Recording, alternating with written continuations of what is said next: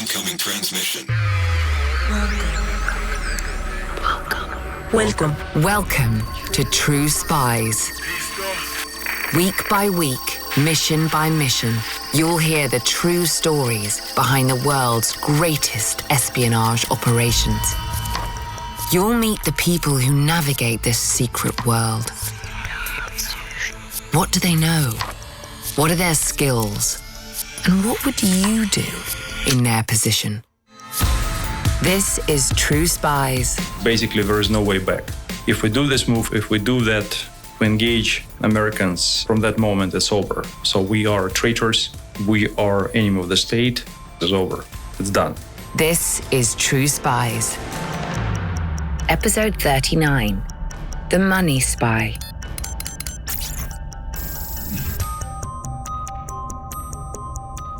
Money. Who's got it? How do they spend it? What will they do to keep it? This week's True Spy has the answers. For over a decade, he worked inside the corrupt, clandestine world of Russian finance, working within a vast, state-sponsored money laundering operation. When he wanted out, he learned that the cost of disloyalty was very high indeed. It's a story that ends over 5,000 miles away from Moscow, in Portland. That's Portland, Oregon, the gateway to the Pacific Northwest. Really nice city, nice people, great culture, lots of craft beer, really nice restaurants. And it's in one of Portland's pleasant little cafes that we find Janos Neumann and his wife, Victoria. They're here for an important meeting. So they called a meeting, and we came to the meeting. Sunny day, Portland, Oregon. Everyone dressed casual, except these two guys who came in the business suits. Across their table, a man and a woman, dressed in business suits, take their seats. The woman, Christine, places her purse on the table. She's preparing for a difficult conversation. As the local supervisor for the FBI's Portland branch, she's used to that. The two parties greet each other. Janos looks expectantly at Christine. He's noticed that her hand stays on her purse. So basically, it was pretty obvious that she's holding the gun towards me inside the purse. And that was kind of indication that something is wrong. Janos and Victoria look at each other, and then back to the FBI agents. Something is very definitely wrong. A quick visual sweep of the area confirms that this is not a private meeting. We almost immediately identify a few surveillance guys who've been sitting across the street on an open deck towards us because we saw them and passed. There's a reason for the extra firepower. The Neumanns are about to receive some truly terrible news. The FBI aren't sure how they'll react. So, supervisor and this case agent told us that our relationship are over. Since 2008, Janos and Victoria Neumann had been feeding information about state-sponsored money laundering to the US government. Now they were being cut loose. No documents, no money, no future. How did it come to this? Their story starts in Moscow. Hi everyone, my name is Janos Neumann. Before we go on, no, that's not his real name. He was born Alexei Artamonov. His reasons for changing it will become all too clear. For the purposes of this podcast, we'll stick with Janos. I'm a former officer, FSB officer from Russian counterintelligence. I've been in service since 1996 up to 2008. From 2008 up to 2014, I've been helping US intelligence government agencies to fight with international money laundering organizations and syndicates and organized crime groups. Janos was born in Moscow at the peak of the Cold War. He came of age during the 1990s, in the years following the collapse of the USSR. The economic and political devastation which followed provided fertile ground for corruption at every level of society. It was during this turbulent period that Janos first joined the FSB, Russia's internal security and counterintelligence service. Country was on the edge of the civil war. It was absolute mess. Country was ran by Yeltsin and his, I can't call it administration, it was more as a gang affiliated with the oligarchs. Russian intelligence was struggling to keep a lid on the wave of chaos that had engulfed the country. They needed to bolster their ranks. They also needed recruits who would not be easily swayed by the opportunity to make a quick ruble or the promise of a new life in the West. A new generation of officers whose patriotic loyalty to the state would be deeply ingrained. Spies like that are hard to come by. How do you create the perfect operatives in sufficient numbers? After the collapse of the Soviet Union, the system was changed and they started to recruit younger kids to the FSB Academy. There's your answer. Get them young. Too young to be disillusioned with the ideals of the Russian state. The FSB Academy is the Russian equivalent of Quantico for the FBI, or the secretive farm where CIA officers cut their teeth. Essentially, it's higher education with a very specific focus on espionage. But there's one key difference. FBI agents and CIA officers generally come to the profession in their early 20s, if not much later. When Janos entered the academy, he was just 17 years old. You were just after the school. You've been not spoiled with adult life, right? So you're not going to the college or university. You don't hang with you most of the time with your friends. You just directly been taken from the school. So it's a different environment, a different philosophy, different mindset. Like many recruits, Janos came from a household with strong ties to what he calls the system, the confluence of the military, the intelligence community, and the civil service that forms the backbone of the state. His service wasn't exactly a choice. He was under considerable pressure from his family to choose a respectable path. So in my case, it was not my decision, it was more as a family decision. And about 99% of the people who've been around me inside the academy, my classmates, they all came from the system. The system is supplying itself. After graduating, Janos was assigned to a high-profile counterintelligence unit, FSB Unit 1. In Unit 1, investigators root out foreign spies working undercover in Russia's institutions. They build legal cases against those who commit espionage. This can involve a lot of paperwork, following the money, verifying documents, that kind of thing. But it's not just a desk job. They also have to gather information from first-person sources. They have to run agents. I think it's one of the most complicated jobs in a counterintelligence service, because you not only train to be just investigator guy who's just working on some legal aspects, but you have to learn all the operative tradecraft as well. And not only for your guys, but how the other guys are doing this job as well, basically our counterparts. So as MI6, Mossad, CIA, and so on, because you are investigating them. Remember, Janos joined the FSB at a time when Russia was particularly vulnerable to foreign incursions. Fires were springing up everywhere. To put them out, Janos and his colleagues needed to get inside the heads of the arsonists. So every time you're learning, and learning not only from your own experience, like from your guys' experience, but from your counterparts as well. So you're learning all the methods, techniques, the way foreign agencies recruiting sources on the Russian soil, the way they are communicating, the way they are establishing their network of sources on the ground, the way they've been even deployed to Russia, how they penetrate the country itself, how they've been able to settle themselves or even get a kind of identities. So all of that you have to learn. After several years with Unit 1, Janos was transferred to the FSB's Department of Economic Security. Money and its whereabouts was a pressing concern for Russian intelligence. After the end of communism, several less than legitimate characters had seen opportunity in the chaos. As I know, from Russia itself, been stolen close to the $2 trillion. Then, of course, guys from somehow related or affiliated with the gas and oil industry, with minerals, with financial institutions like banks. Their goal was to make as much money as possible. In majority of the cases, not just to make it, just basically steal. And I was recruiting sources among the Russian businessmen and foreign businessmen who've been working in the line of finance and precious metals, precious stones. So I've been creating my own network of agents who've been working for me and supplying us with information. And that's only half the story. Banks, both in Russia and around the world, were also playing their part in laundering the ill-gotten cash. Fortunately, the FSB had eyes inside the banks.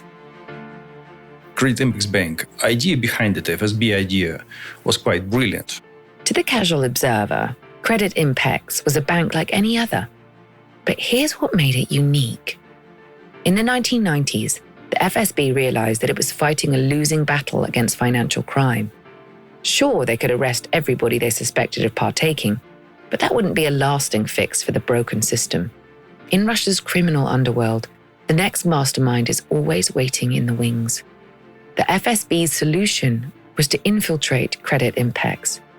In doing so, the agency embedded itself into the country's culture of corruption. The bank became an avatar of the state. By the end of the 90s, Credit Impacts, and by extension the FSB, were key players in the biggest money laundering operation in the country. The bank took over almost about 97% of the money laundering market in Russia. The operation spanned decades. Think of it like a multi-billion-dollar sting. Get involved, take it over, take everyone down, eventually. At some point, I received an offer to be transferred to active reserve and join the Credit Impacts Bank, but just be attached to the Credit Impacts Bank as a deputy head of economic security. To be on active reserve means that you're no longer an active FSB officer. You're not going into the office every day. To all intents and purposes, you're working a civilian job, but you're still sending information back to Russian intelligence.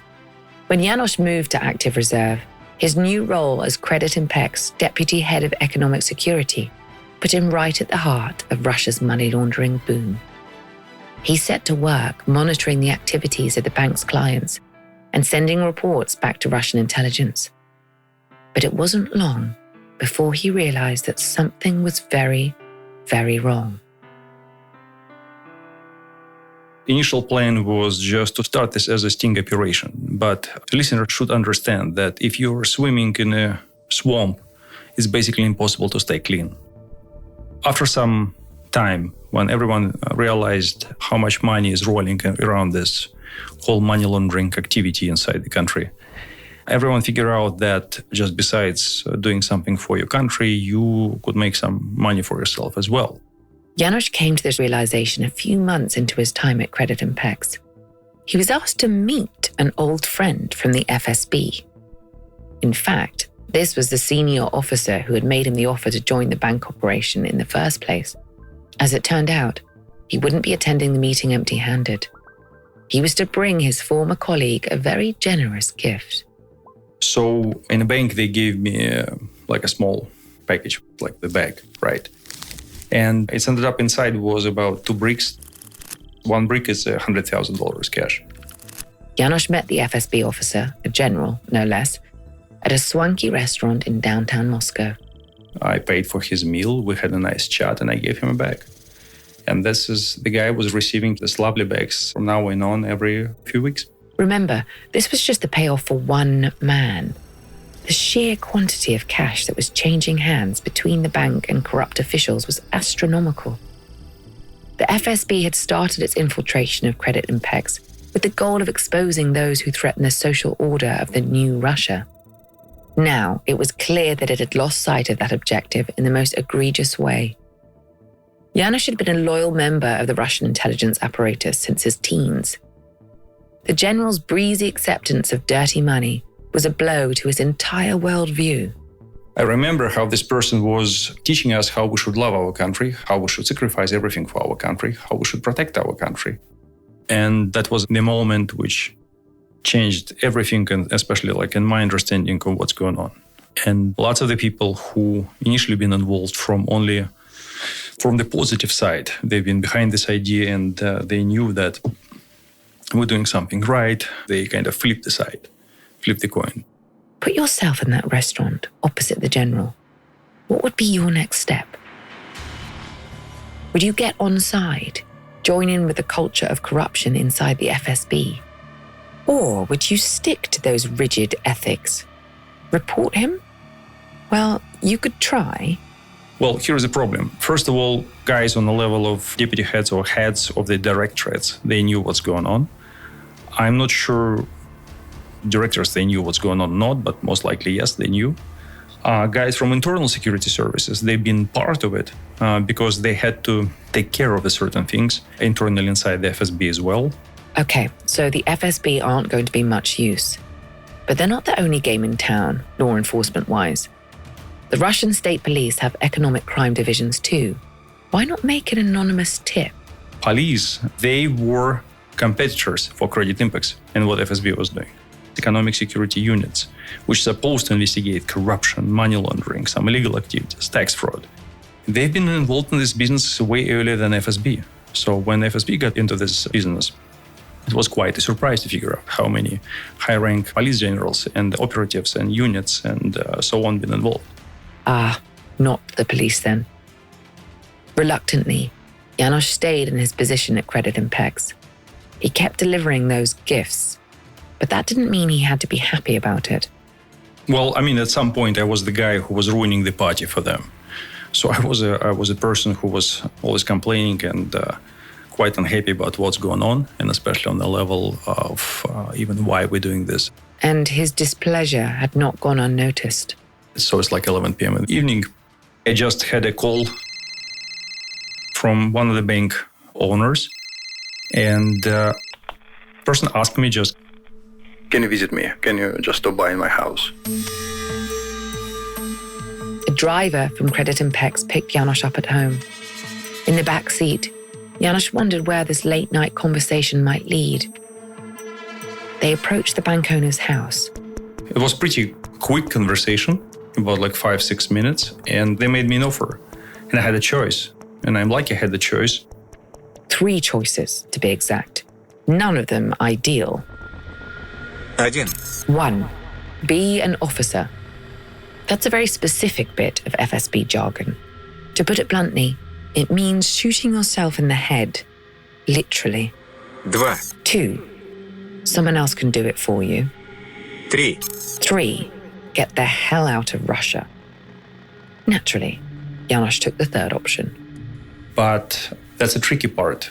I had a feeling that it's a trap, and by knowing how my former organization been working, it was pretty obvious that they already put flags on me if I want to leave the country or cross the border or even travel from the inside. Like Janos said, it was a short conversation. When I came back home after this meeting, driver drove me back, and I spoke with my wife. It was really complicated, tough, emotional decision which we made together. I think I'm still alive just because of her, because she made this right decision over 10 years ago. Put yourself in Mrs. Neumann's shoes. How would you react? Your partner's just burst in the door past midnight and told you that your life in Moscow is over. If you stay, there's a good chance that you'll be killed or imprisoned. Would you cry, panic, or act? Suffice it to say, Victoria Neumann was not without her own resources. She was a part of the system. She has the same training as I am, but a bit more advanced because she's way smarter than I am. Together, the couple began to formulate a plan. We started to figure out how we can get out of my country. First step was to check, did they put a flag on me or not? Are they trying to track me and what's going on? Yes, Janos had been told he was allowed to leave. But in reality, this was unlikely. He knew too much. So I had one of my burner phones and I made a call to my friend. He was like more as a mentor, and the guy was still in active service, and he was really high rank, former kind of KGB and FSB guy. Janos set a meeting with his old mentor. He explained the situation. Luckily, he'd found a sympathetic ear. He almost instantly called his friend, who was kind of part of Border Patrol, and they checked what's going on in the system, and they found out that I had a flag on me. So it was almost impossible to cross the border and be undetected. And it wasn't just Russia's international borders they needed to worry about. Janosch's contact confirmed that there were flags on his name across the country's rail networks, as well as internal flights. If he was caught, well, he might end up having to be an officer after all. Luckily, Victoria thought fast. She knew how to throw their pursuers off the scent. My wife, she already mentioned, she's a pretty smart person. And she booked and bought quite a few tickets, airplane tickets, all of that at the same kind of time slot, plus minus like 30 minutes or 45 minutes, in all major airports in Russia, in Moscow area, which is Sheremetyevo, Sheremetyevo 2, Domodedovo, and Vnukovo. So some flights been booked as domestic from Moscow to St. Petersburg. Some flights been booked as international flights. Now, if Russian intelligence were monitoring the Neumann's spending, they wouldn't be able to pinpoint the airport from which they planned to make their escape. But it wasn't a zero-risk strategy. They still had to get to an airport. First, they needed to fall off the radar. That meant leaving home immediately. We spent some time in our place. And then basically we just had like one suitcase per person. My friend, who was an FSB during this time, another guy, he was an operative. He found a place for us where to stay. It was a hotel in Moscow. He knew the operative who was an FSB guy who was handling the hotel. Janosch's FSB contact smuggled him and Victoria into a hotel room without officially checking in. They had disposed of most of their traceable electronics, all apart from one very important cell phone, which had all the FSB business associates, let's put this, bank business associates information was in it. I just kind of took the battery off and the SIM card and shut it down completely. Not to mention some other valuable and potentially incriminating data from the murky world of credit impex. Of course, I took some of my paperwork, which I you're meeting with the people, you're meeting with the clients, you're discussing what they want to do, how much they want to send, where, bank information, some accounts information from all around the Europe and globe. Yeah, I took these files with me and we left. We left everything behind. On the day of their departure, the Neumann's friend inside the FSB escorted them to the airport.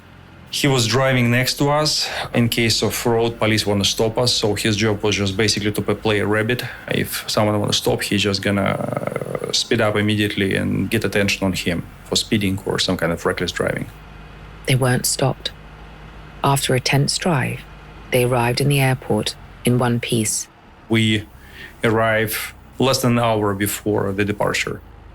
Their late arrival wasn't down to poor planning. The less time they spent under the glare of the airport's CCTV, the better. They moved quickly, heads down, towards departures. The passport control kiosk loomed up ahead. This is where they would find out whether they had outmaneuvered the Russian state or fallen into its clutches.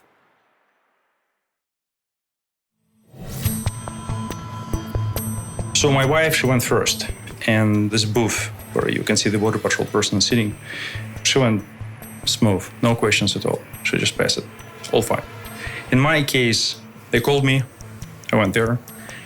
She checked my passport, she looked at the system, and she was looking at me several times, just going back and forward. Janosch stared ahead at the passport officer. What was the holdup? Had he been flagged? Would he be dragged away by armed security? He looked across to the other side of the barrier. Victoria was standing there, watching, already free. Would he ever see her again? And then she just, instead of just let me go and put a stamp, she just called her supervisor. You're in an airport. Security is naturally very tight. When passport control calls their supervisor, it's rarely good news. All Janosch could do was watch as the supervisor entered the booth. He checked something in the system, and then he looked at me again, just took the passport from the booth and said, "Are you an exchange student?" This was unexpected. Janosch had been an exchange student long ago. Before he joined the FSB Academy, he'd spent time in the US and the UK. And I figured out that only one person knew that I was really exchange student right before I joined the academy. It was the guy who actually helped me with crossing the border. Suppressing his panic, Janosch began to figure out what was happening. To get him out of the country, His friend in the FSB needed an innocent reason for a travel flag next to his name. The fact that he spent time in enemy territory as an exchange student would qualify. But the years of service Janos had given the Russian state since his time abroad had, surely, made his loyalties clear. So, our nameless FSB contact had let the passport control supervisor know to expect the flag and allow Janos to carry on unimpeded. And I said, yes, I'm exchange student. So he gave me my passport and they let me go. Panic over. After the ordeal at passport control, Janos and Victoria safely boarded a plane from Moscow to Frankfurt, Germany. Добро пожаловать на борт этого рейса в Германию. Some refreshment was in order. Двери кабины. All they had on board was cognac. I said, yeah, just bring the bottle. Janos was sober when he landed in Frankfurt. The unimaginable stress of the situation had completely negated the effects of the alcohol. This was probably a good thing. He had a connecting flight to catch. Next stop? Dominican Republic, straight. The Dominican Republic, an island nation in the Caribbean. There are worse places to end up. But beyond the good weather, Janos and Victoria had practical reasons for their choice of destination.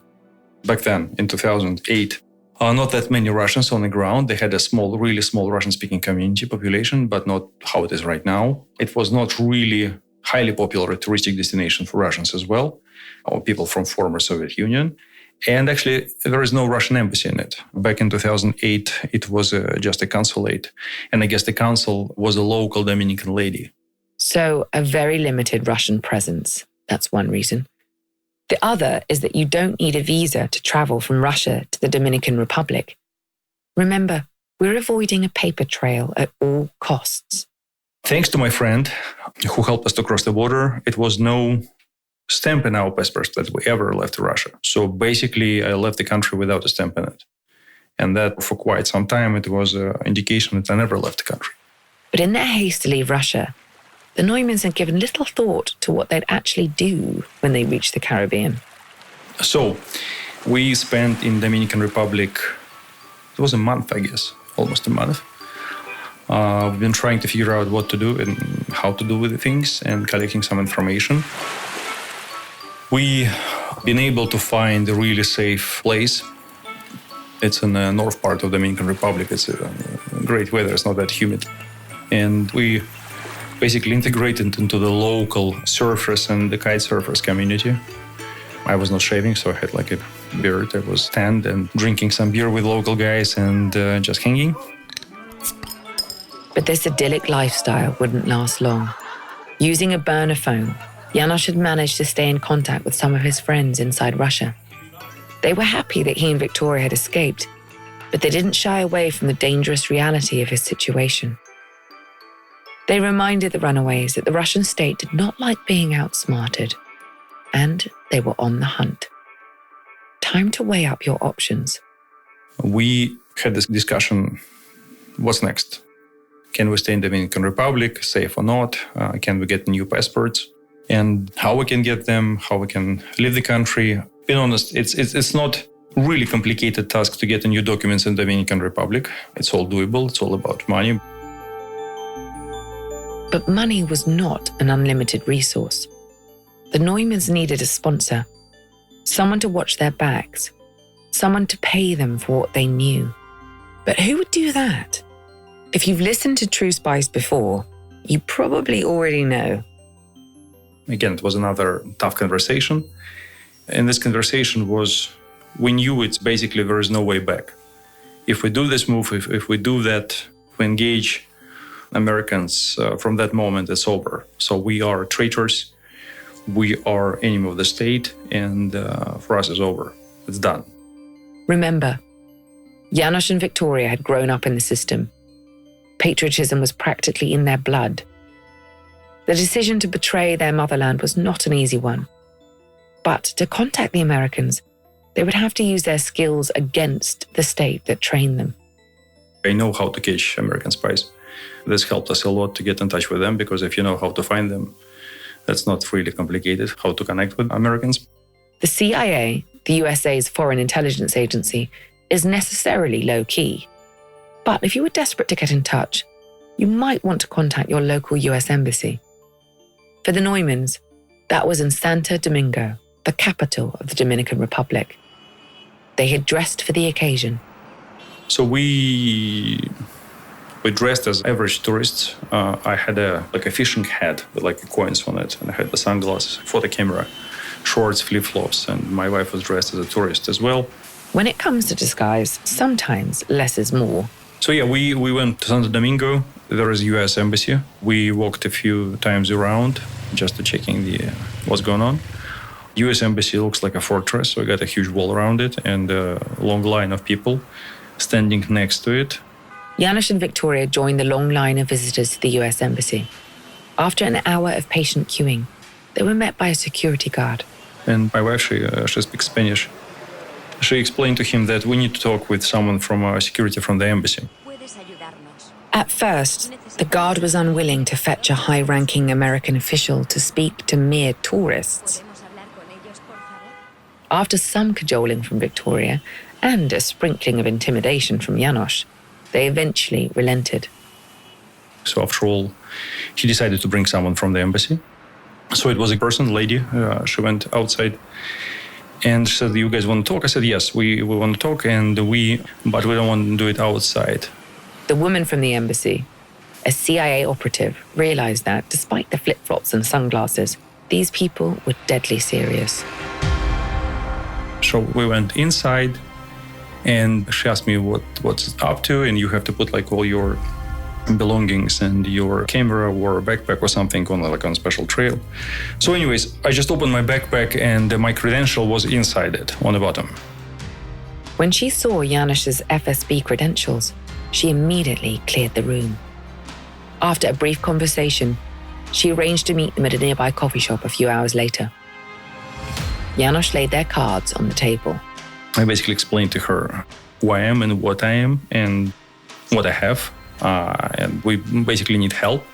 We need from you guys documents from the third country, some kind of money supply, and I will help you guys to bust the international money laundering ring, which was operating in Europe and the United States and UK. But the CIA wouldn't just take his word for it. They needed proof. Fortunately, Janusz was ready. I just put on the table one piece of paper with a few names, bank name, Western banks names, and a few account numbers. And I just asked them just to check, which they did. And after that, we started to talk. They figure out what the hell is going on. The names and account numbers were enough to convince the CIA that Janusz and Victoria were worth taking a chance on. A deal was struck. In this line of work, there is no such thing as a signed contract. You just agreed on something verbally and then you shake the hands, deal is done, that's it. No one's going to break. In the years to come, the Neumanns would come to regret the informal nature of their arrangement with American intelligence. But hindsight is 20/20. After a month in their tropical limbo, constantly looking over their shoulders, things were finally moving forward. In return for their information, the CIA had offered Janusz and Victoria the opportunity to relocate. First, they needed to get to Puerto Rico, a protected US territory. From there, they would be assigned a new place to live. They were instructed to make their way to the town of La Romana, in the south of the Dominican Republic. From there, they would take a boat to San Juan, the capital of Puerto Rico. The CIA encouraged them to leave a muddied trail of unused hotel rooms, internet cafe logins, and receipts to throw off anybody who might be tracking them on behalf of the Russian government. Overall, the journey took 3 weeks and covered 700 miles. Spies very rarely travel in straight lines. Eventually, they arrived in La Romana. In the small hours of a cool morning, they boarded a catamaran bound for San Juan, the Puerto Rican capital. So, we got on the catamaran. Keep in mind, it was no idea just to go directly. To get from point A to point B, you have to go through point C, D, E, and so on, just to make the loop or make it more complicated, more interesting. So anyways, we spent about 4.5, 5 hours on this catamaran. It was insane. you actually can feel like a levitation. If you're going to try to lean on a deck, due to the waves, you're never touching the deck. You're just always in the air because it's going up and down all the time. And it was disaster. Mercifully, the catamaran eventually slowed to a stop. A US Coast Guard boat approached the craft. Janusz and Victoria were transferred across to be met by a host of operatives from the US intelligence community. Several hours later, they were brought to shore in Puerto Rico. On dry land, the CIA gave the Neumanns an unexpected briefing. We put some blue jackets with DA logo on us, same as everyone else who was on the boat, but not part of the crew. We left the boat, and the agency guys came to us and said, like, okay, we have a bit, how find a polite way, how they said it. We had some difficulties with our counterparts from the bureau, and plans are changed. Essentially, the FBI had muscled in on the operation. They demanded access to the information that Janusz was offering. The CIA officers went on. So now, because of your level of expertise and the level of your knowledge and the work you've been doing, they want to talk, and they want to fly with you guys. And they ask us to leave. They were taken to a nearby airport and boarded a private Gulfstream jet, accompanied by 2 FBI agents. They could almost relax, but not quite. They still didn't know exactly where the jet was heading. On a plane, I just asked them, guys, where are we going? And the guy was near me, like next to me, said that we can't say, it's classified. But their destination wouldn't stay secret for long. One of the pilots, he heard what I said, but he didn't hear what the FBI guy said. So he just clicked the button, and they got a flat screen with the whole travel map. And that's how we figure out we're going to the United States. On July the 17th, 2008, the Neumanns' jet hit the tarmac in Richmond, Virginia. The days and weeks that followed were filled with interviews with various US intelligence agencies, all vying for Janusz's unique insights into the closed-off world of Russian finance. And they want to check and figure out, are we bullshit or not? Are we saying truth or not? They want to kind of bring us through the test. Sometimes it was pretty obvious that guys been coming and saying, okay, we have a hypothetical case with the hypothetical banks and hypothetical people been involved in this process. Could you please explain to us, what do you think about that? And I've been saying what I think and how it works. But what I can say that more and more people have been coming. And later on, we figure out that it was a huge revelation for FBI, for Treasury Department, for other guys, British officials, that how big the whole operation is. I'm not talking about just Great Olympics Bank. I'm talking about in general, like how large and how complicated this money laundering and the money legalization kind of process, let's say, like the underworld related to Russia, Russian government, Russian officials. They knew it's big, they knew it's complicated, but they had no idea that it's that big and that complicated. So for them, it was like eyes opening. On the surface, things were going well. Janusz was providing incredibly valuable intel to the USA. But behind the scenes, things were more complex. The internal politics of the intelligence community were coming into play. The FBI, CIA, and other agencies had been vying for the chance to run the Neumanns' operation on a more permanent basis. None of this matters to Janusz and Victoria. They just wanted the securities that they had been promised in Santo Domingo.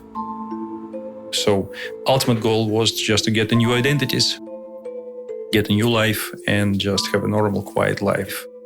In that particular power struggle, the FBI came out on top. Later that year, the Neumanns were relocated to Portland, Oregon. They changed their names and started new lives as financial consultants. And we are consultants who are helping some American businessmen who has some business interests in Eastern Europe. And that's why we're in Portland, Oregon. So, and the question is, what are you doing for consulting? Basically consulting. We're just helping guys to some finance and understand how the Eastern European market is working. Their real job was to analyze financial activity between the USA and Russia, rooting out money launderers on both sides of the Atlantic. The main problem was look, Americans can see every transaction in the world. They control the financial system, but they don't know the origin of the money. With his insider knowledge, Janusz could help the FBI to discern which transactions were suspicious. For 5 years, the operation ran smoothly. Janusz and Victoria settled into their new home, cultivating the image of two wealthy financial professionals. Of their many clients, nobody suspected that they were not what they seemed. So I knew how our bank clients and Russian clients and their counterparts in Europe been acting. So during my work for the Credit Index Bank and FSB, of course, I learned all these tricks, and I knew the way people are talking, the kind of terminology they've been using, the way they are presenting themselves, the way they are joking, the way they are what type of clothes even they are wearing, some business suits or some kind of casual stuff. So we applied it all. And no one around us in Portland knew who we are. It was completely in shadow till 2013. Yes, everything changed in 2013. We're back at the beginning, in that cafe in Portland. Christine, an FBI case officer, has just informed the Neumanns that their services are no longer required at the end of a concealed handgun. What went wrong? With an FBI, if we can say in one sentence what happened, we can say the system failed. But it doesn't mean that people failed. So there are lots of the really brilliant, smart, well-educated, well-trained, and talented people, men and women inside the FBI. Unfortunately, just by doing their work as well, they have to fight the system, their own system, which is not perfect. And it's a huge bureaucratic machine. To this day, Janusz blames the convoluted bureaucracy of the FBI for the breakdown of their professional relationship. He wasn't able to go into detail, but he heavily implies that certain figures within the Bureau refused to admit that they were not qualified to handle this case alone. During this time, agency and some other organizations offer us help and offer FBI help with the case because they know how to do things. And the operatives guys who've been working with us, they vouched for us, let the other guys handle it because we don't know how to do it. It's not working for us. But on the management level, decision was made, no, we will keep trying on our own. So they just made decision instead of just trying to fix it and make it right, let's just get rid of the problem. On the same day as their fateful meeting with Christine from the FBI, Janusz reached out to his contacts at FBI headquarters to try and appeal the decision. But the Portland office refused to budge. Eventually, with a little help from some friends inside the US intelligence community and a crack team of attorneys, Janusz and Victoria were allowed to remain in the USA, where they're now raising a young family. But for ex-spies, employment can be hard to come by. Thank you to the FBI, I do have lots of free time. And I was not able to find the normal employment because people think especially after Trump's election, it became even more complicated to find full-time employment. So I spoke with several former CIA guys who ended up in the same situation as I am, except they have pension, I don't. So no documents, no job, no security. All Janusz had were his experiences. Today, he's turning them into graphic novels. His first, Red Atlantis, is available now from Aftershock Media. What we found out, it's a really interesting way to tell this story, especially if you don't want to say too much, but you want to make it more visual as possible. And now it's a big challenge how we can bring some real money laundering cases into the graphic novel. I'm Vanessa Kirby. Join us next week for another encounter with True Spies. We all have valuable spy skills, and our experts are here to help you discover yours. Get an authentic assessment of your spy skills, created by a former head of training at British Intelligence, for free now at spyscape.com.